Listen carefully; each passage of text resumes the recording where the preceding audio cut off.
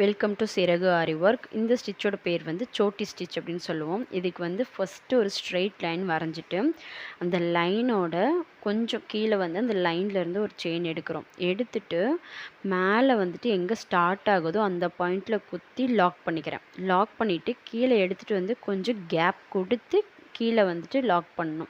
இன்னொரு தடவை எக்ஸ்பிளைன் பண்ணியிருக்கேன், நல்லா பாருங்கள். இது வந்து கொஞ்சம் கஷ்டமான ஸ்டிச் தான் ஸ்டார்டிங்கில். போக போக கற்றுக்கிட்டிங்கன்னு ப்ராக்டிஸ் பண்ணிங்கன்னா ஈஸியாக இருக்கும். ஸோ லாங்காக எடுத்துகிட்டு வந்து அதை வந்து லாக் பண்ணியிருக்கேன்.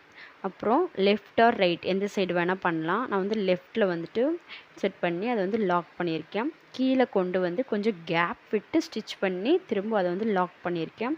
அடுத்தது இப்போ ரைட் சைடில் இதே மாதிரி ஒரு செயின், லாங் செயின், அதை வந்து லாக் பண்ணியிருக்கேன். கீழே வந்து எடுத்துகிட்டு வந்து அது கொஞ்சம் எக்ஸ்டெண்ட் பண்ணி லென்த்தியாக வந்துட்டு ஒரு செயின் போட்டு அதை வந்து லாக் பண்ணியிருக்கேன்.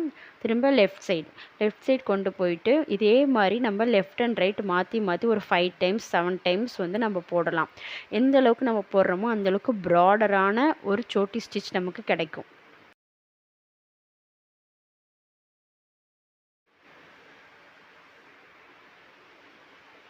இங்கே வந்து நான் 5 டைம்ஸ் கொடுத்துருக்கேன். 5 டைம்ஸ் கொடுத்துட்டு நான் வந்து லாக் பண்ணுறேன். ஒரு செயின் போட்டு கீழே ஒரு செயின் போட்டு லாக் பண்ணிவிட்டு அதை வந்து லென்த்தியாகவே கொண்டு வரேன். நாம் ஏன் லென்த்தியாக கொண்டு போகிறோன்னா, எந்த அளவுக்கு லென்த்தியாக கொண்டு போகிறோமோ அந்த அளவுக்கு நம்ம வந்துட்டு அந்த சோட்டி ஸ்டிச் வந்து பெருசாக நமக்கு கிடைக்கும்.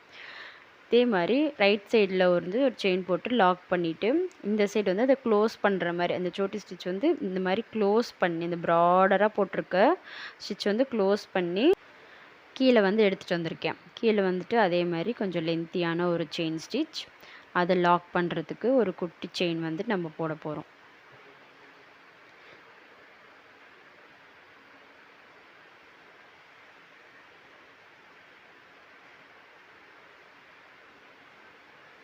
போட்டதுக்கப்புறம் அதே மாதிரி இதை வந்து right to left, left to right எந்த சைடில் இருந்து வேணால் நம்ம கொண்டு போகலாம். ஏன்னா அதில் வந்து எந்த சேஞ்சும் நமக்கு தெரியாது.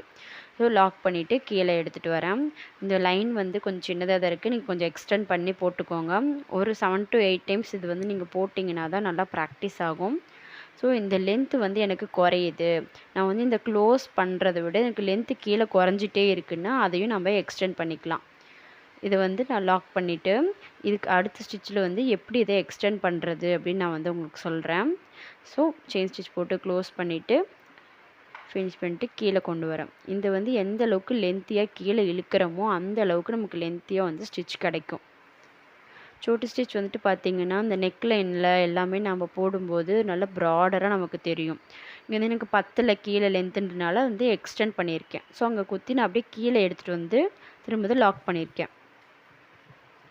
லாக் பண்ணிட்டு அதை வந்து க்ளோஸ் பண்ணுறேன். லெஃப்ட் சைடில் வந்துட்டு குத்தி அது வந்து ரைட் சைடுக்கு க்ளோஸ் பண்ணியிருக்கேன். நான் ஏற்கனவே சொன்ன மாதிரி லெஃப்ட் சைட்லேருந்து ரைட் டு லெஃப்ட்டும் க்ளோஸ் பண்ணிக்கலாம். ஸோ இது வந்து எந்த அளவுக்கு வேணுமோ அந்த அளவுக்கு எக்ஸ்டெண்ட் பண்ணிகிட்டே போகலாம். சோட்டி ஸ்டிச் வந்துட்டு நீடில் வந்து நல்லா ப்ராக்டிஸ் கிடைக்கும். ஒரு 360 டிகிரியில் எப்படி வந்து நீங்கள் ரொட்டேட் பண்ணாலுமே அந்த நீடில் ப்ராக்டிஸ் வந்து சோட்டி ஸ்டிச்சுக்கு அப்புறமா நீங்கள் ஆரி வந்து போடும்போது நல்லாவே டிஃப்ரென்ஸ் தெரியும். நம்ம வந்து எவ்வளோ ஸ்பீடாக நம்ம வந்து போட முடியுது இப்போன்ற மாதிரி உங்களுக்கே தோணும். ஸோ இது வந்து எனக்கு இதோட போதும் அப்படின்னு சொன்னோம்னா நம்ம இதோட முடிச்சுக்கலாம். அது எப்படி வந்து நம்ம க்ளோஸ் பண்ணுறது, அதாவது லென்த்தியாக போடுறோன்னா அந்த லைன்லேயே வந்துட்டு கொஞ்சம் கேப் விட்டு செயின் போடணும்.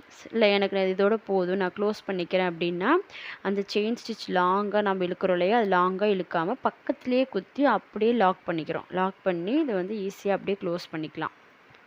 இதோடு எனக்கு போதுன்றனால இந்த நெக்லைன் வந்து க்ளோஸ் ஆகுது, இல்லை டிசைன் வந்து க்ளோஸ் ஆகுது அப்படின்னா அதை ஷார்ட்டராக குத்திட்டு அப்புறம் அந்த இடத்துலையே நம்ம க்ளோஸ் பண்ணிக்கலாம். இது வந்து ஒரு ஈஸியான ஸ்டிச் தான். ப்ராக்டிஸ் பண்ணும்போது உங்களுக்கு வந்துட்டு இன்னும் நல்லா ஈஸியாக இருக்கும். நீடில் ப்ராக்டிஸும் கிடைச்ச மாதிரி இருக்கும்.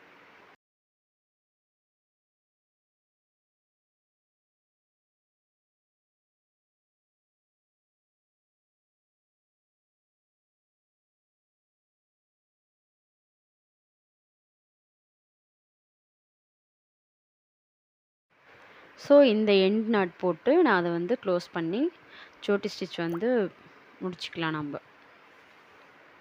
இது வந்து ஏதாவது ஒரு இமேஜஸில் நீங்கள் ட்ரை பண்ணிங்கன்னா இந்த வளைவுலலாம் எப்படி போடணுன்றது உங்களுக்கு இன்னும் நல்லா தெளிவாகவே அண்டர்ஸ்டாண்ட் ஆகிக்கும்.